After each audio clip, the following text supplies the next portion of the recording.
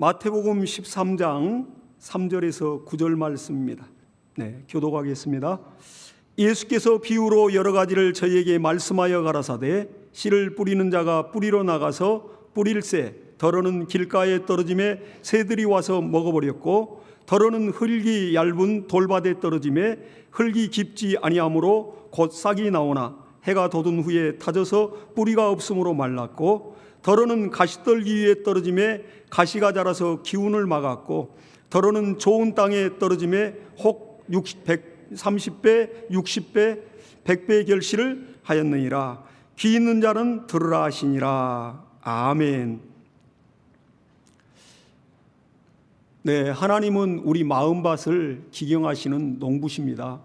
그래서 우리 그리스도인들의 이 마음은 하나님 앞에 밭과 같아서 하나님이 거기에 경작지를 삼고 이제 심고 거두는 하나님의 그러한 경작지가 되는 것입니다. 그래서 고린도전서 3장 9절에도 우리는 하나님의 동역자들이요 너희는 하나님의 밭이니 그리고 너희는 하나님의 집이니라, 이렇게 사도 바울이 말하고 있습니다. 이러한 밭은 농부가 기경하지 않고 씨를 뿌리는 예는 없습니다. 그래서 기경이라는 것은 밭을 쟁기로 갈아엎는 거거든요. 그래서 산소가 통하고 또 이제 거기에 거름을 주고 이제 좋은 옥토를 만들어서 이제 농부가 씨를 뿌리고 마침내 농부의 소원대로 결실을 거두어 가는 것입니다. 그러니까 묵은 땅을 갈아엎는 것이 굉장히 중요한 일이죠. 그래서 지금은 이제 시골마다 이렇게 각 평야마다 농지 정리가 잘 돼 있어서 농토를 보면, 평야를 보면 굉장히 아름답게 마치 바둑판과 같습니다. 옛날에 우리 어렸을 때는 그 농지 정리 되기 전까지는 뭐 신장로든 뭐 논두렁이든 밭두렁이든 아주 꾸불꾸불했거든요. 근데 지금은 얼마나 그렇게 이렇게 측량을 잘해가지고 경지 정리가 잘 되는지 모릅니다. 그래서 아주 산 위에서 들녘을 바라보면 너무너무 멋있죠. 1년 내내 농사를 이렇게 짓는 보리 농사를 짓고 벼농사를 짓고 밀농사를 짓고 또 밭에 여러 가지 농작물을 하고, 이러한 모습들이 굉장히 아름답게 그 전원의 풍경이 아름답습니다. 그러나 이 옛날에 이러한 농작을 해야 되는데 농토가 없어서 남의 논을 빌려가지고 이렇게 농사를 지어주고 또 소출의 얼마를 떼어주고, 그리고 또 그 나머지로 먹고 사는 소작농들이 있었습니다. 그런 사람들 참 정말 수고하고 똑같이 수고하는데 내 땅이 없어서 그렇게 어려움을 많이 겪고 그러한 것들을 많이 보았거든요. 그런데 이제 그러한 소작농들보다도 더 어려운 그러한 화전민들이 있습니다. 이 화전민들은 자기의 농토도 없고 제대로 된 집도 없어가지고 이제 산 골짜기로 들어가서 거기에서 이제 농작물들을 어떻게든 이 밭을 일구기 위해서 먹고 사는 사람들이거든요. 그러니까 강원도 산 골짜기마다 그런 화전민들이 옛날에는 있었다고요. 우리나라 이렇게 농지정이 되기 전까지는 한 13% 정도가 화전민이 있었다 하니까 농부들이 많은 그러한 화전민촌들이 있었고 또 산골 골짜기마다 그렇게 있었습니다. 지리산 골짜기든 또 강원도 정선이든 여러 산마다 그러한 화전민들이 있었습니다. 근데 이분들은 자기 땅이 없으니까 이제 산 골짜기로 들어가서 인적이 끊어진 곳에 거기에 정착을 하면서 거기에서 이제 노화집을 짓고 굴피집을 짓고 정말 빈궁한 생활을 하는 거죠. 그리고 자기들이 또 경작에서 또 먹는 그러한 구황작물들을 심고 먹는데 그러한 경작지도 없기 때문에 남의 산을 이렇게 몰래 거기를 개간을 해가지고 그렇게 경작을 했습니다. 그러니까 이제 인적이 드문 깊은 산 속으로 들어가야죠. 그렇지 않으면 산 주인이 알게 되면 또 쫓겨나니까. 근데 화전민들은 항상 계속 이동을 하고 계속 이렇게 떠돌이 생활을 합니다. 그 말 그대로 불화자 밭전자니까 밭에 불을 질러가지고 이렇게 원시적인 농법을 사용해서 먹고 사는 사람들이라. 그러니까 그들이 이제 이 울타리 경계선을 만들고 거기에 산에 이제 그 합당한 흙이 좀 있는 곳에 불을 지릅니다. 그럼 갈대숲이 타고 뭐 수목이 타면서 거기에 이제 제가 자연스럽게 거름이 되어서 이제 땅을 일구고 거기에 감자도 고구마도 콩도 심고 하면서 이제 생계를 이어가는 것이죠. 근데 그때 이들이 이제 땅을 개간을 해요. 근데 남의 땅이지만은 개간을 해서 이렇게 나갈 때 거기에 땅을 파다 보면 괭이질을 곡괭이질을 하고 해서 막 바위 덩어리를 막 파내고 돌자갈을 걸러내고 그리고 거기에 이제 거름을 주고 또 이제 거기에 이제 작물들을 심습니다. 근데 그들의 손이 정말 그 돌자갈을 걸러내고 바위 덩어리를 캐낼 때 실제 많이 다쳐요. 우리 어려서 이렇게 그 척박한 땅을 개간을 해가지고 논밭을 만드는 일들을 하는 걸 보았고 거기에 실제 돕는 일들을 어려서 해본 적이 있습니다. 근데 너무너무 힘든 거죠. 돌자갈을 걸러내다 보면 거기에 막 정말 농부들의 손에 피가 나고 그리고 또 돌자갈이 걸러지면서 또 거름을 이제 산성화된 것을 또 이제 옥토로 만들기 위해서 거름을 하고 그래서 농작물들이 소출들이 나오게 되는 것입니다. 바로 이와 같이 하나님은 우리 심령을 아주 전답을 삼으시고 논과 밭을 삼으셔서 하나님의 경작지로 삼고 있습니다. 요한복음 15장 1절에 보니까 예수께서 직접 하신 말씀이 나는 포도나무요 하나님 아버지는 농부시라 그렇게 얘기했습니다. 그렇기 때문에 소출이 없는 그러한 땅들 그리고 소출이 없는 그러한 또한 포도나무의 가지는 제하여 버리신다고 말씀하고 있습니다. 그리고 많은 열매를 맺고 소출을 많이 맺는 그 가지는 더 거름을 주고 북돋아서 더 많은 열매를 맺게 하신다고 또 말하고 있습니다. 그리고 예수께서는 정말 있는 자는 더 있게 하고 없는 자는 있는 것마저 빼앗아서 없는 자는 그 있는 것을 하나님이 있는 자들에게 줘버리겠다 이렇게 말씀하고 있습니다. 아마 우리 신앙생활의 이 원리가 거기에 있지 않나 생각이 됩니다. 그래서 농부의 이 정말로 수고가 함께 곁들여지고 그리고 또 이 농작물을 심기 위해서 그 농토가 이제 정말 개간이 될 때 그 안에 들어있는 모든 돌자갈들을 다 걸러내고 그리고 잡초를 제거하고 그리고 또 거기에 거름을 뿌려서 이렇게 소출을 하는 것입니다. 근데 어려서 이제 저희도 시골에 자랐기 때문에 부모님을 도와서 농사를 짓다 보면 논밭마다 다 주인이 다른데 보니까 거기에서 소출들이 똑같은 농경지인데 똑같은 마지기 쓰고 똑같은 평수를 갖고 있는데 거기 소출들이 다 다르더라고요. 보니까 가을에 추수오다 보면 그러니까 그 신장로를 지나면서 아름다운 들녘을 거닐면서도 양옆에 논들을 보고 또 밭을 봅니다. 그러면 이 집 농사 오늘 올해 잘 되겠다. 실제 보면 보이거든요. 벌써 농작물들이 튼튼하게 정말 지푸르게 올라와서 이렇게 꽃을 피우고 열매를 맺습니다. 벼도 역시 꽃이 피는 것입니다. 벼도 그 벼꽃이 펴요.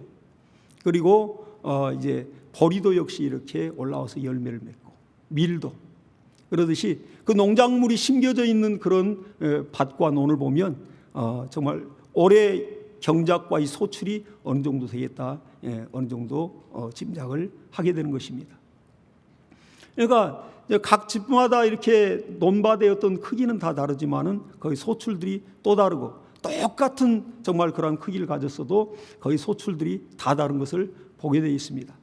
하나님은 이와 같이 우리를 통하여 하나님이 원하시는 열매를 맺기를 원하십니다.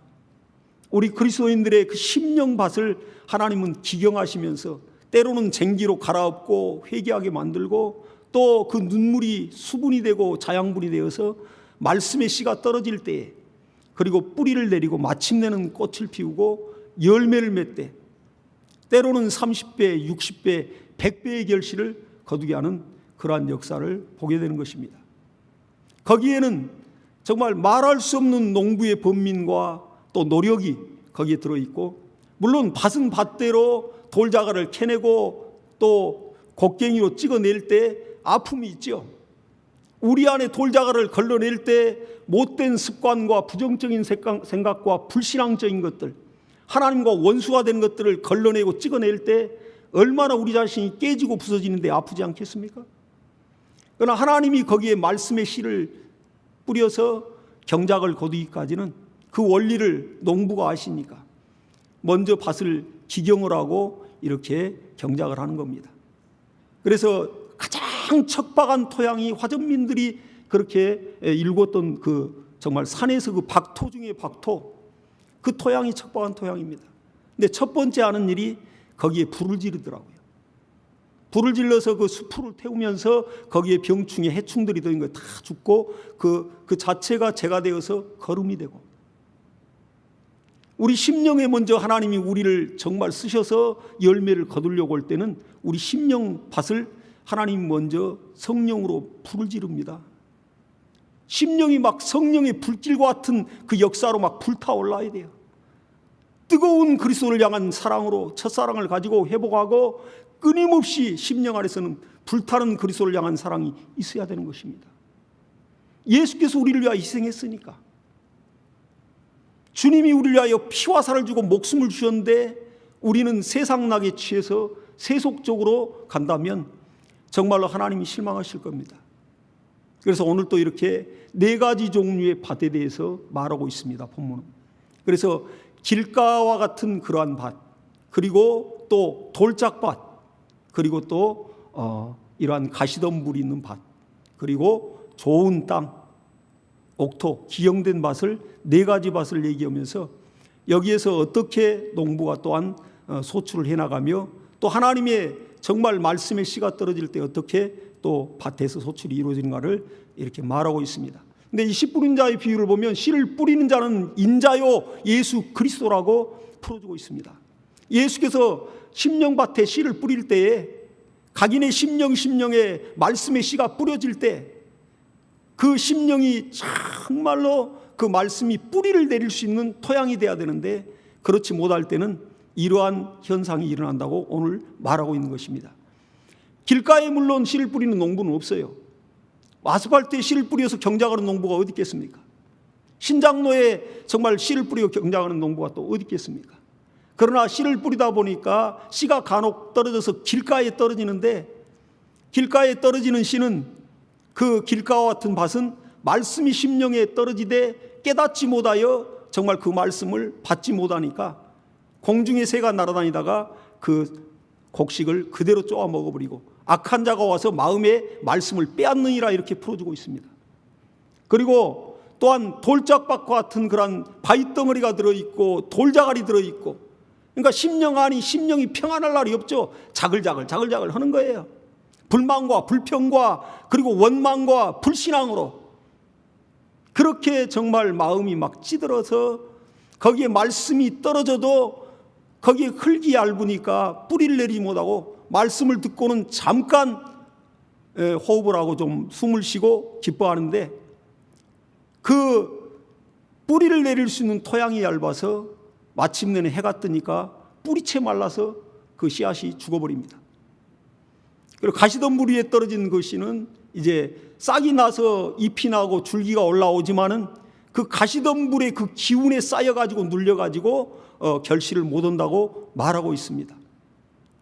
그러니까 세상의 염려와 재물, 이 땅에 무엇을 먹을까, 무엇을 마실까, 무엇을 또 즐길까, 육신의 정욕과 이생의 안목과 정욕의 안목과 이생의 자랑으로 충만하여 바로 에덴 동산에서 그렇게 사단이란 자가 아담과 하와를 그걸로 유혹해서 마침내 하나님과 찢어지고 떨어져서 멸망의 길로 달렸던 것처럼 전 인류가 그 죄악으로 또한 지옥에 갈 수밖에 없는 지경을 만들어놨던 것처럼 그러한 이생의 재물과 그러한 염려와 재리의 그 염려로 우겨싸여서 말씀이 막히고 기운이 막혀 결실치 못하는 자라고 말하고 있습니다. 그러니까 이 시간에도 우리가 예배하지만은 내가 지금 사업차, 비즈니스차, 내가 정말 바쁜데 무슨 주의를 내가 지킬 시간이 어디 있냐고 그렇게 하는 사람들도 있습니다. 어렵게 전도하고 부모 형제는 눈물로 기도하고 있는데 세상에 정말 그러한 재리의 염려와 또 그러한 또한 눈이 어두워서 그렇게 주일도 없이 하나님 앞에 나올 시간도 없이 가만히 있어서 휴식 시간에도 마음이 바빠요. 말씀을 1년 내내 들여다볼 그러할 경황도 없이 사는 그리스도인도 있습니다. 그건 가시밭과 같은 것이죠. 그리고 마침내는 이제 좋은 땅에 떨어졌는데, 씨가 떨어졌는데, 거기에서는 이 좋은 땅은 착하고 말씀을 듣고 깨닫는 심령이라고 풀어주고 있습니다. 하나님의 말씀을 듣고 깨달아서 그 말씀대로 살아야지 하며 결단하여 말씀을 실천하는 겁니다. 그 마음은 하나님이 이미 갈아엎고 경작하고 회개하고 또 회개하며 하나님 앞에 항상 자신을 진단하면서 그렇게 참 신앙인과 그리스도인으로 살아가기 때문에 말씀이 뿌리를 내려서 그리고 그 가정과 가문에 하나님의 영광이 드러나는 귀한 역사도 있고, 본인 당대에도 인생사 가운데 신앙의 열매들이 30배, 60배, 100배의 결실이 맺혀지는 것입니다. 이렇게 네 가지 종류의 밭을 하나님은 말씀하고 있습니다. 그러나 이러한 정말로 하나님의 수고와 그리고 농부의 그 수고와 우리의 인내와 순종의 결실로 함께 이렇게 소출을 만들어내는 것입니다. 그래서 함께 합력해서 항상 선을 이루는 역사가 있는 것이죠. 농부는 아무리 이렇게 해보려고 개간을 해서 소출을 내려고 그렇게 축복을 하려고 마음을 잡수시지만은 우리가 불신앙으로, 우리가 고집과 아집으로 말씀을 거부하고 하나님의 손길을 거부해버리면 소출이 거기에 나타날 수가 없는 것입니다. 항상 농부와 함께 이 토양이, 땅이 함께 합력을 해서 많은 소출을 거두게 되는 것입니다. 그래서 이렇게 마지막 때는 우리가 경계해야 될 것이 이 땅 속에 파고드는 그러한 세속적인 바람, 이걸 경계해야 됩니다. 세속적인 신앙, 신앙의 세속화를 경계해야 됩니다. 이것은 우리가 코로나 유경을 맞이해서 벌써 2, 3년간 가다 보니까 예배가 무너지고, 당연히 예배가 무너지니 기도 생활이 둔화되고, 그리고 나중에는 세상 맛이 들려서 세상에 관심을 뺏기고 이리저리 마음 뺏기다가 육체가 원하는 대로 가다 보니까 먹고 마시고 즐기자로 가는 거예요. 로마서 8장의 말씀과 같이 육신의 생각은 하나님과 원수가 되나니 하나님의 말씀에 순복할 수도 없음이라 말씀했습니다. 그래서 이 육신은 끊임없이 징책하고 끊임없이 훈련을 해야 하나님의 뜻대로 살 수가 있는 것입니다. 그래서 우리가 농사를 짓다면 보리 농사를 질 때 이제 가을 이제 벼농사를 마무리하고 추수를 하고 또 이제 겨울에 이제 초겨울에 보리를 심습니다. 그리고 보리를 심으면 이제 싹이 나고 들판이 겨울인데도 푸르게 됩니다. 그 이후에 이제 눈이 내리고 또 땅이 얼죠. 땅이 얼었다 녹았다 하면 땅이 이제 들뜬다고요. 그러면 땅이 들뜨면 그 서리빨이 들어가기 때문에 땅이 이렇게 부풀어 올라서 그 보리 뿌리도 역시 들뜨게 되어 있습니다. 그때 찬바람이 그 안으로 들어가게 되면 그대로 보리는 말라 죽게 되어 있습니다. 그래서 어려서부터 우리 보면 보리밟기를 했습니다. 지금도 그렇게 보리밟기를 하죠. 그때는 학생들까지 다 동원돼 가지고 막 줄 서 가지고 막 보리를 밟고 그렇게 우리 즐겁게 했던 기억도 납니다. 그리고 거기다가 이제 노동력이 딸린 경우는 이제 롤러를 갖다가 가지고 그 살아있는 새파란 그 보리밭을 갖다가 그대로 그냥 롤러로 이렇게 막 이렇게 굴립니다. 보리 싹이 좀 이그러지는 것 같지만은 땅이 다져지면서 내려앉으면서 뿌리가 안착을 해요. 그리고 보리가 마침내 다시 소생을 합니다. 그리고 귀한 열매들을 맺습니다. 우리 신앙도 이와 같습니다. 하나님의 말씀의 씨가 떨어지면 우리 마음밭이 때로는 얼었다, 녹았다, 기분이 좋았다, 슬펐다, 또 여러 가지 화가 났다. 정말 하나님의 마음에 들었다, 안 들었다 하는 그러한 헬라빛다간 신앙으로 살 때가 많습니다. 주변의 환경의 마음이 동요되고 감정이 동요되지 않습니까? 그때 이제 땅이 들듯이 땅이 부풀어 오르고 그리고 이제 그 씨앗이 뿌리가 안착되지 못하고 말라 비틀어지는 일이 벌어지는 것입니다. 그러니까 세상에 바람 났다고 그러잖아요. 바람 피운다고 하잖아요. 부부간에도. 그러듯이 이러한 세속적인 어떠한 마귀가 주는 그러한 달콤함과 세속적인 문화적인 그러한 걸 충족하기 위하여 마음 뺏기는 순간 그때부터는 마음이 들뜨게 돼 있어요. 거기에 세상의 바람이 들어가게 돼 있습니다. 그러면 정말 말씀의 씨는 참 싹이 났다가도 말라 비틀어져 버리고 그 자양분, 토양이 정말 그 자양분이었기 때문에 그렇게 죽고 마는 것입니다. 하나님은 이걸 말씀하고 있습니다. 그래서 어떻게든 이 마지막 때는 세속적인 그러한 신앙, 세속화되는 것을 우리가 바짝 경계해야 됩니다. 여기에는 장사가 없습니다. 깨어 기도하지 않으면 너희가 나를 따르려거든 너를 먼저 부인하고 내 십자가를 지고 나를 따를 것이니라. 하나님 말씀에 순종한다는 게 쉽지 않죠. 먼저 내 자신의 이 안에서 나오는 정말 오욕칠정과 이러한 모든 정욕적인 육신이 원하고 육신이 기뻐하는 것들을 먼저 정말 제압을 해야 됩니다. 내가 내 자신을 부인하고 말씀에 순종하는 순간 말씀에 따른 증거와 이적과 간증과 역사들이 벌어지게 되어 있습니다. 그래서 이렇게 마귀란 자도 끊임없이 우리 심령은 은혜받은 심령, 구원받은 심령, 대속받은 심령은 하나님의 소유, 하나님의 농토요, 하나님의 전답입니다. 그런데 도둑과 같이 마귀가 이것을, 이 하나님의 소유를 정말 이걸 강탈하고자 그렇게 틈을 탄다고요. 예수님의 12제자 중에 하나인 가룟 유다도 의뢰받은 자예요. 그런데 마귀가 가룟 유다 마음에 예수 팔려는 생각을 집어넣었더라 하더니 마귀가 그 생각을 그 마음밭에 집어넣는 순간 싹이 나고 또 이제 올라오더니 마침내 예수를 팔아버렸습니다. 그와 같이 마귀도 끊임없이 우리 밭을, 우리 심령을 노리고 있습니다. 우리 일제시대 때 보니까 민족 저항시인 그 이상화, 빼앗긴들에도 보면은가. 저는 그 시를 읽으면서 이상화의 그 옛날 고택, 거기가 살았던 곳, 그런 유적지들을 문화 탐방을 해봤습니다. 근데 많은 것을 느끼게 되었어요.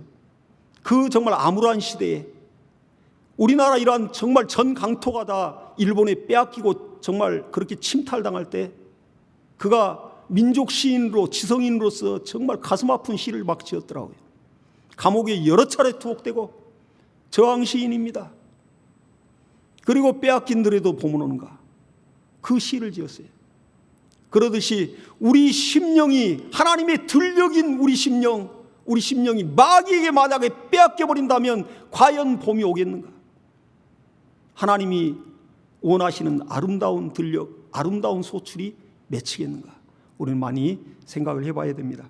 그래서 무릇 지킬 만한 것보다 내 마음을 지키라 잠언서에 말하고 있습니다. 생명의 근원이 바로 이에서 남이라 이렇게 말하고 있습니다.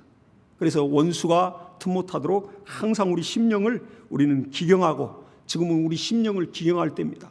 그래서 호세아도 이렇게 말하고 있습니다.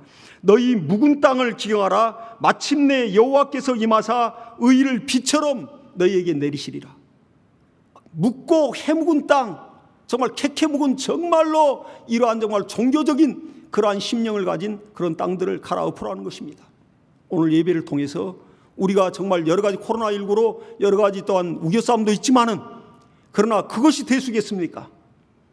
우리 선진들은 목숨을 걸고 순교자의 피를 흘려서 믿음을 지켰고, 그러한 믿음으로 마침내 우리나라 조선 땅에도 피가 뿌려지고 오늘날 대한민국을 일궜고 세계적인 복음 강국으로 만들었습니다.